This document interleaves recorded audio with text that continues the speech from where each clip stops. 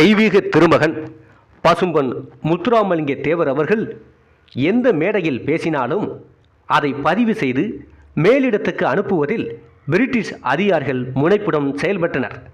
அப்போது தேவர் மீது 3 வழக்குகள் நிலுவையில் இருந்தன.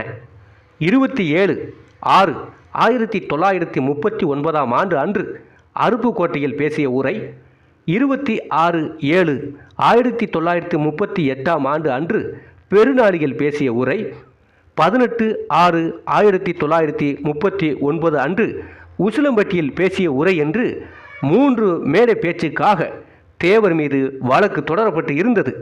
மேலும் அவர் மீதான ஜாமீன் வழக்கு ஒன்றும் நிலுவையில் இருந்தது.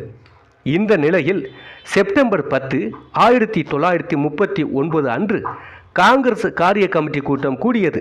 அதில் கலந்து கொள்ள தேவரையும் அழைத்து சென்றார் நேதாஜி சுபாஷ்.